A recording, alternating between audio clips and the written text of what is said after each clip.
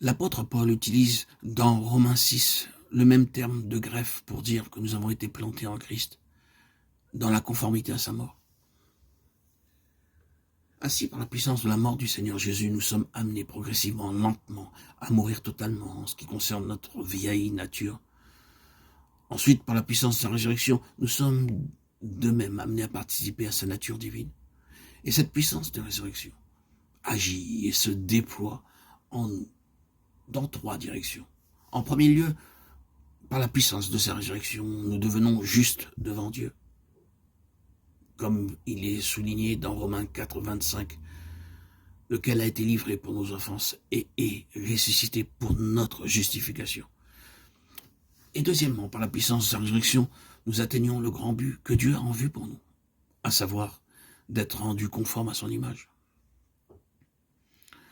Ce n'est pas que j'ai déjà remporté le prix ou que j'ai déjà atteint la perfection, mais je cours pour tâcher de le saisir, puisque moi aussi j'ai été saisi par Jésus-Christ. Frère, je ne pense pas l'avoir saisi, mais je fais une chose, oubliant ce qui est en arrière et me portant vers ce qui est en avant. Philippiens 3, 12, 13.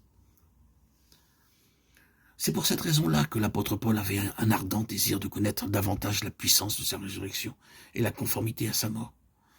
En fait, ce qu'il voulait dire, c'est que jamais il ne se sentirait satisfait aussi longtemps qu'il n'aurait pas atteint ce but que le Seigneur avait prévu et fixé pour lui. C'est pourquoi il s'est lancé et couru en avant pour atteindre le but de la vocation céleste en Jésus-Christ. C'est en vue de ce but qu'il désirait connaître et expérimenter une mesure toujours plus profonde de la puissance de sa résurrection.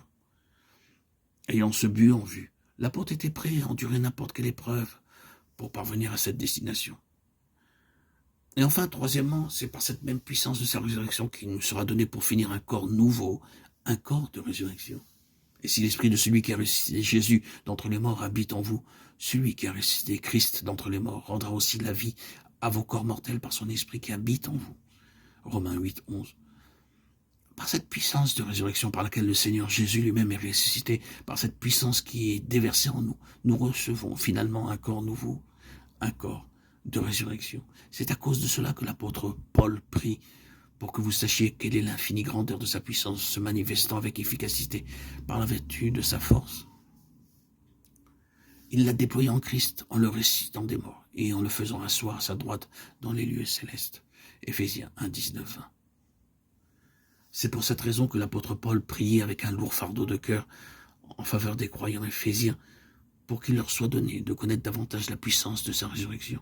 C'est par cette même puissance que le Seigneur Jésus-Christ, après avoir connu la mort et ressuscité, est sorti du tombeau et est remonté au ciel. Cette puissance de résurrection est répandue dans notre cœur à l'instant de notre nouvelle naissance.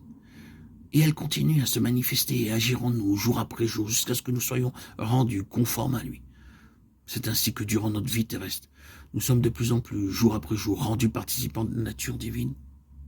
C'est aussi par cette nature divine que se développe en nous un amour et une affection grandissante pour les choses célestes, les choses d'en haut. Si donc vous êtes ressuscité avec Christ, cherchez les choses d'en haut, où Christ est assis à la droite de Dieu. Affectionnez-vous aux choses d'en haut et non à celles qui sont sur la terre. Colossiens 3, 1, 2. Ainsi, la première étape de notre union et de notre participation à Christ, c'est la réception de la nature divine.